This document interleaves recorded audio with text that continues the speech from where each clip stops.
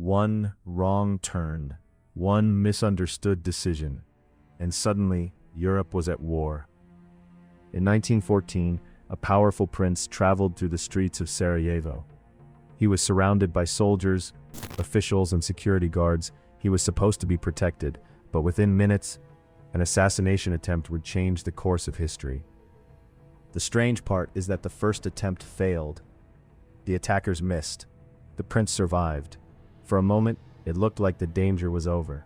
But then, through a chain of bizarre coincidences, the prince's car stopped directly in front of the one man who still wanted him dead. That man was Gavrilo Princip. And after a few shots, the world would never be the same again. To understand how one assassination caused a world war, we need to look at Europe before 1914. The continent was not peaceful. It was armed, divided, and deeply suspicious. Germany was growing stronger. France feared another conflict. Russia wanted influence in the Balkans. Austria-Hungary was struggling to control its many different peoples, and Britain watched the balance of power with increasing concern. Europe had become a dangerous machine. Every country had alliances. Every army had a plan. Every government feared that its enemies were preparing to attack. The problem was that these alliances were supposed to keep the peace. Instead, they created a system where a local conflict could quickly become a continental disaster. If Austria-Hungary fought Serbia, Russia might support Serbia. If Russia joined the conflict, Germany might support Austria-Hungary. If Germany attacked France, Britain could enter the war. One crisis could pull every major power into the fight. All Europe needed was a spark. The man at the center of the story was Archduke Franz Ferdinand. He was not the Emperor of Austria-Hungary, but he was the heir to the throne. That made him one of the most important people in Europe. Franz Ferdinand was visiting Sarajevo in June 1914. Sarajevo was the capital of Bosnia, a region controlled by Austria-Hungary. Many local people did not want to be ruled by the empire. Some wanted independence. Others wanted to join Serbia. Nationalist groups were active throughout the region. To many Austro-Hungarian officials, these groups were a serious threat. The visit was already controversial.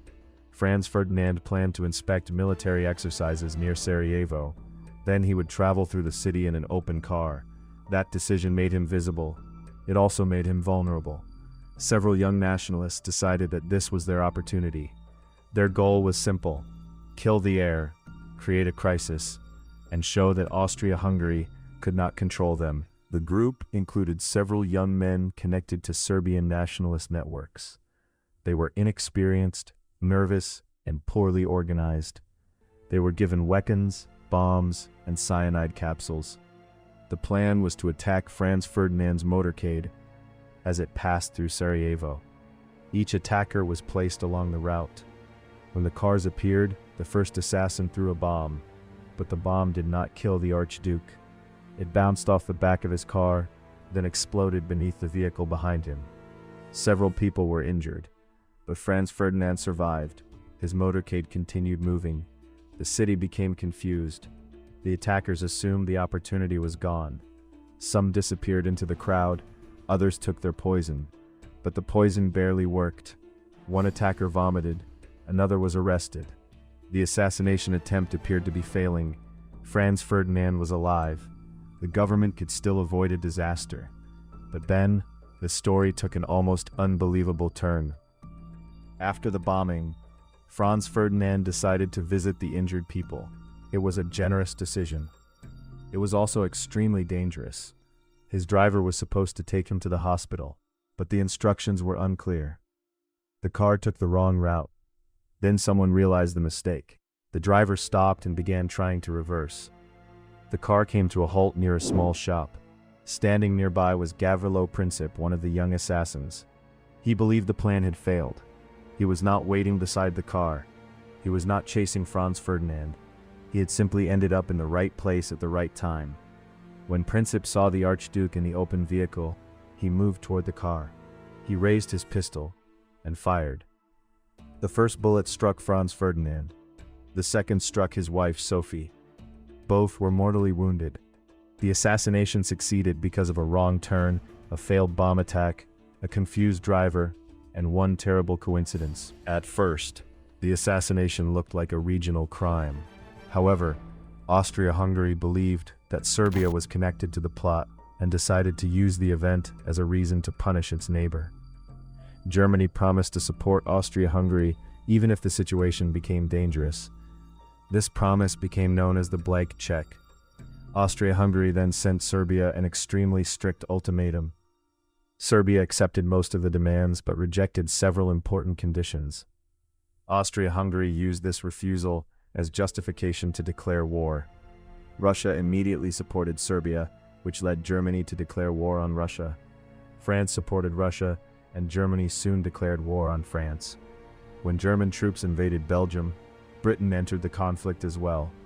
A crisis that had begun with an assassination in Sarajevo had now turned into a European war. The most frightening part was how quickly everything happened. Austria-Hungary declared war on Serbia on July 28, 1914, and within days, the major powers began mobilizing their armies. Mobilization was not viewed as a simple defensive action.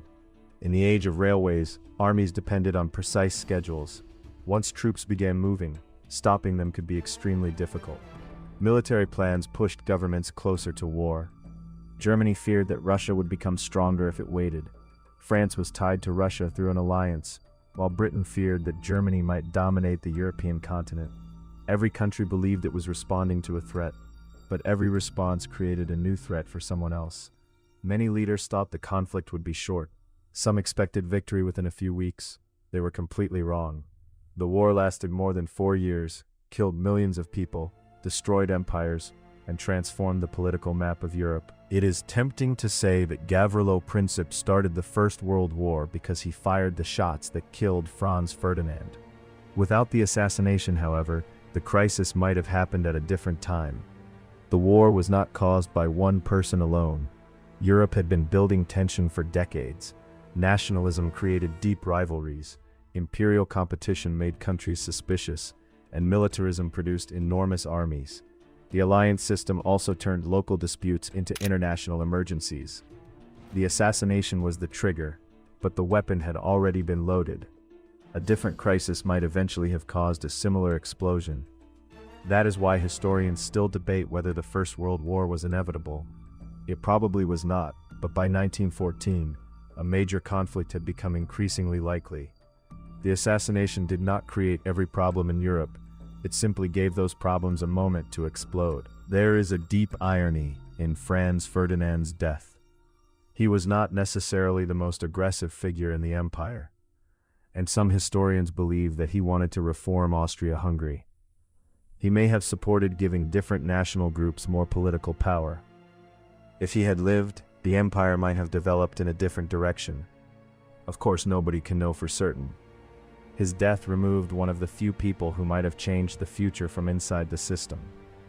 Instead, the assassination strengthened the voices demanding punishment and war.